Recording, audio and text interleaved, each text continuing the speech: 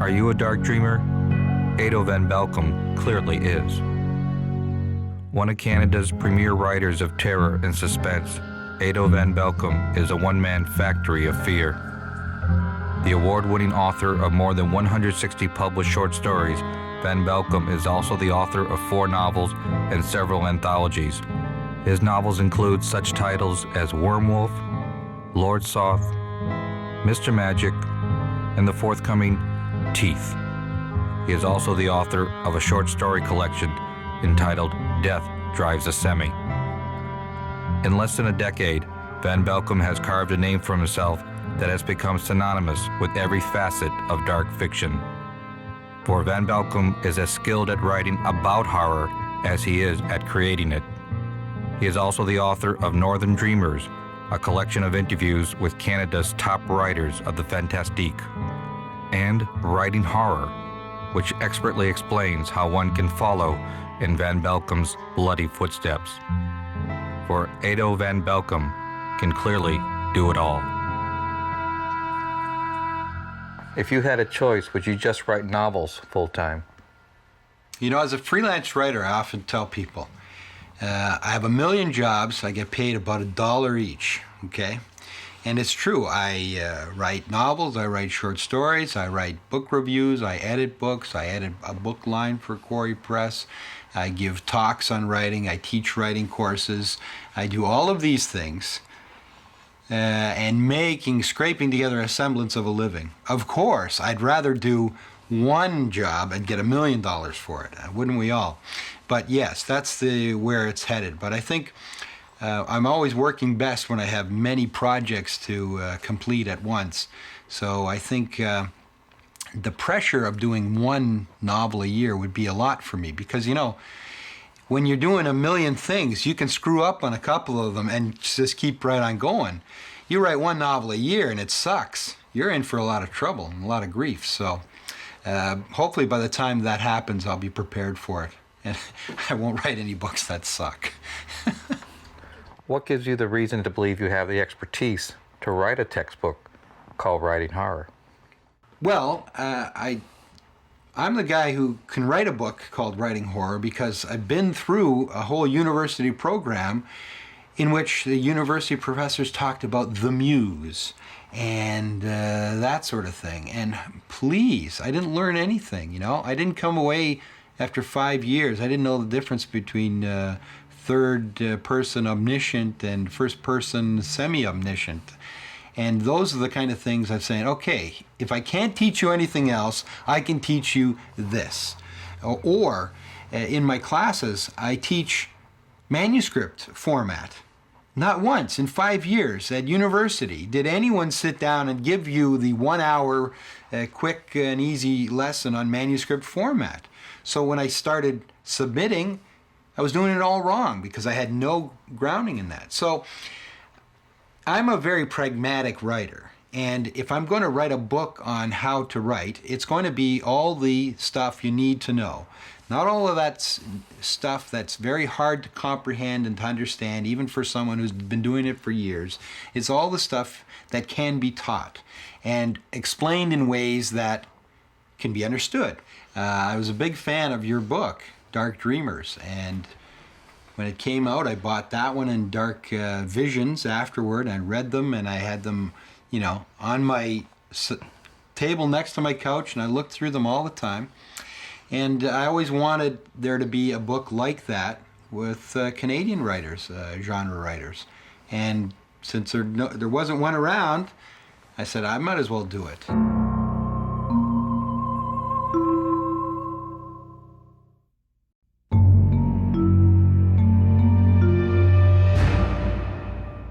Well, when people know I write horror, you know, they look at me and say, you know, but you're so normal.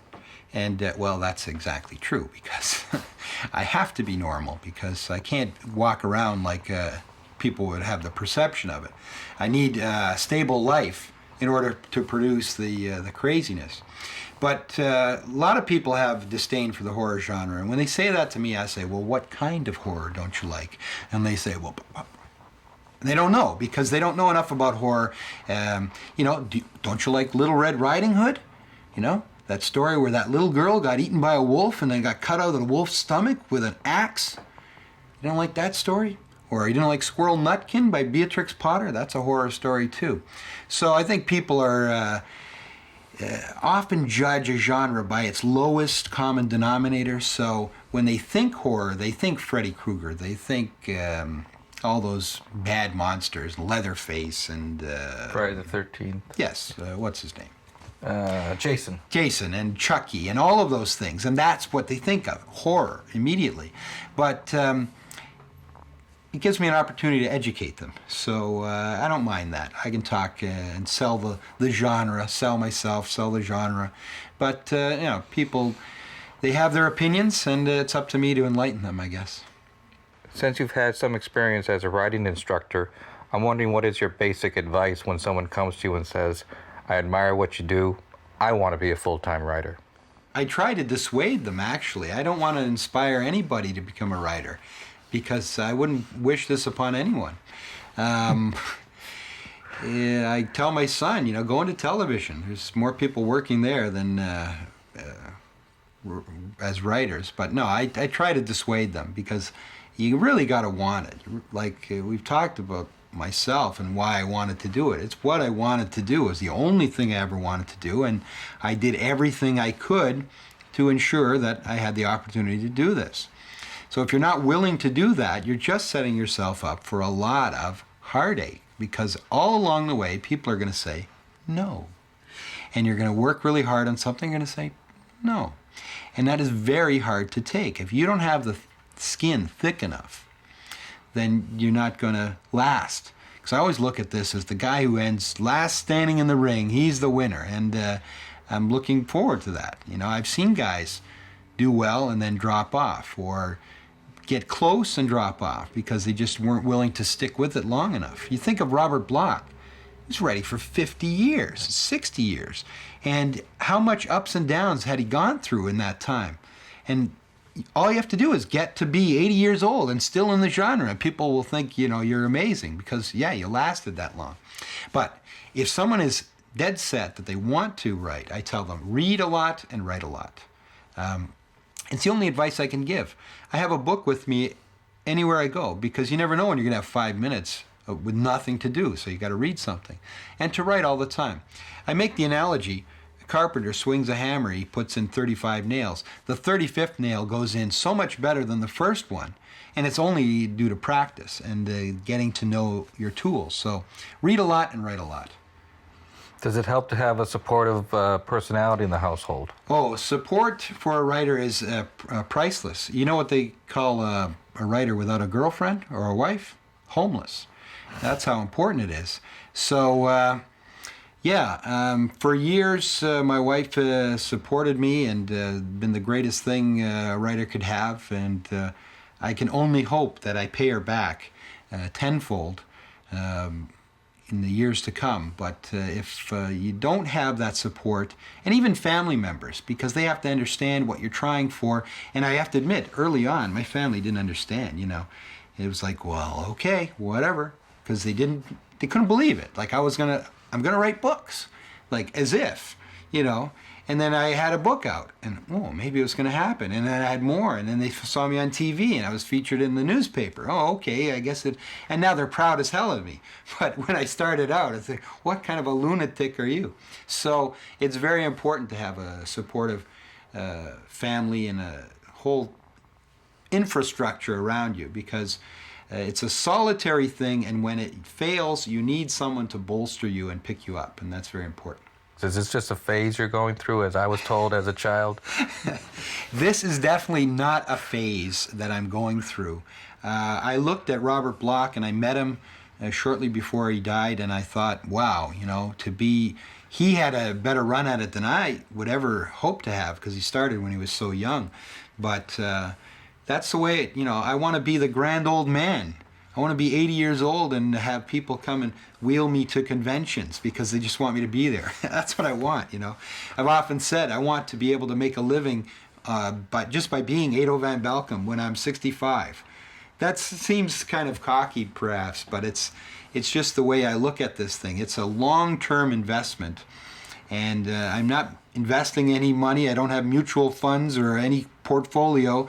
The only thing I have is my body of work and my own name and personality. So those are the things I have to bank on. But definitely, I'm in it for the long haul. And I write stories that will be in it for the long haul. Not, I never write anything that's set in the day or flashy or stylish in the whatever's current. So I am trying to keep, I want to stay around for a long time because, like I said, the last guy standing is the winner. And I want to be the guy, if not the last guy, but the guy he has to knock out to win. So I have organized my entire life to give me the opportunity to pursue this dream of mine.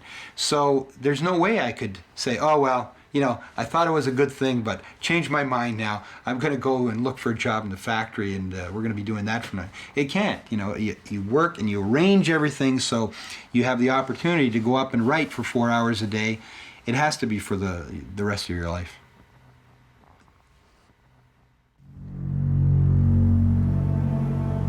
Join me here again on the wild side of the imagination, where a sense of wonder and a feeling of terror can often intersect. You'll find us waiting here, the Dark Dreamers.